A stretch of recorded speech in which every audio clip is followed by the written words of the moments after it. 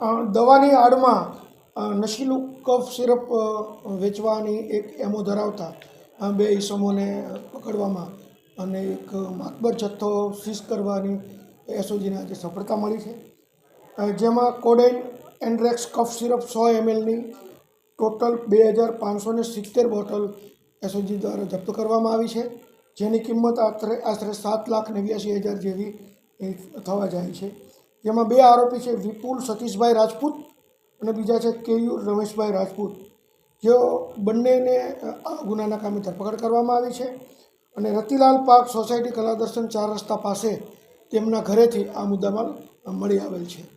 જગ્યાએ એફએસએલના અધિકારીઓ અને ફૂડ એન્ડ ડ્રગ્સના અધિકારીને પણ બોલાવવામાં આવેલા છે અને તેઓના અભિપ્રાય સાથે એનડીપીએસ એક્ટ મુજબ ગુનો બનતો હોય તેઓ બંનેની ધોરણસરની ધરપકડ કરી અને એનડીપીએસ એક્ટની કલમ 8, 21 અને 29 મુજબનો ગુનો દાખલ કરી તેમને અટક કરી આજે નામદાર કોર્ટમાં તેના દિવસ 12ના રિમાન્ડ માંગવામાં આવેલા અને તાજેતરમાં જ હમણાં જ અમને મેસેજ મળ્યો છે કે નામદાર કોર્ટ તરફથી આ બંને આરોપીના 6 દિવસના રિમાન્ડ મળેલા છે.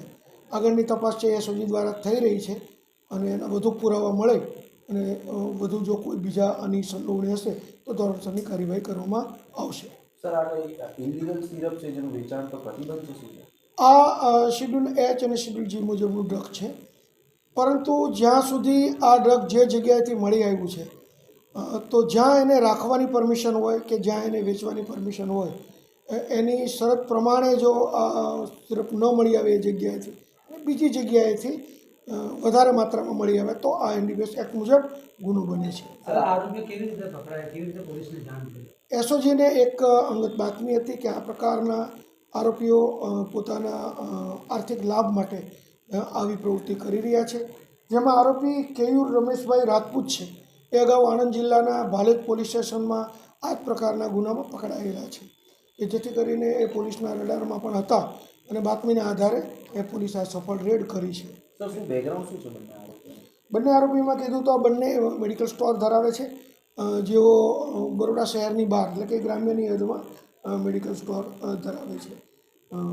એટલે મેડિકલ સ્ટોર ધરાવે એટલા માત્રથી તેઓ આ જથ્થો ખરીદી અને ગેરકાયદેસર રીતને રાખી અને આ લોકો વેચતા હતા. વધારેમાં એમની પાસે જે અમુક બોટલો મળી છે એ જે બોટલો ઉપરથી એણે જેનું રેપર છે, સ્ટીકર છે એ પણ કાઢી નાખ્યું છે, જે એની ગુનાહિત માનસિકતા પણ છતી કરે છે.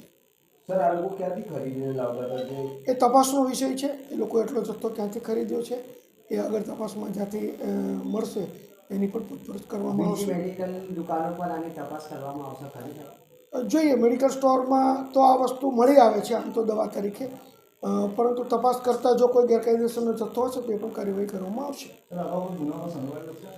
જે મેં કીધું એમ જે કેયુર રમેશભાઈ રાજપૂત છે તેઓ આશરે 1.5 વર્ષ પહેલાં આણંદ જિલ્લાના ભાલેદ પોલીસ સ્ટેશનમાં આ જ પ્રકારના ગુનામાં પકડાયેલા છે. એટલે જો વપરાશ કરવો હોય તો પ્રિસ્ક્રિપ્શન પ્રમાણે આ સિરપનો વપરાશ કરી શકાય? મેં જે રીતે કીધું એમ કે આ પ્રકારની જે દવા છે એ મેડિકલ સુપરવિઝન હેઠળ ડૉક્ટરના પ્રિસ્ક્રિપ્શન સાથે અને જરૂરિયાત મુજબ જ મળી શકે.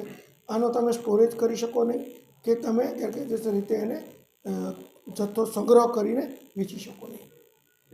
જે રીતના માહિતી મળી હતી ને વેચાણ કરતા હતા, છૂટક વેચાણ કરતા હતા કે જથ્થાબંધ? અત્યારે તો જથ્થો મળી આવ્યો છે, પરંતુ એવી પણ માહિતી એમને મળી છે કે એ આ જથ્થો છે એ પોતાનું જે 2 વ્હીલર છે એમાં એના ઉપરના જે સ્ટીકર રેપર કાઢી અને જેની જરૂરિયાતવાળા માણસોને જેની પાસે પ્રિસ્ક્રિપ્શન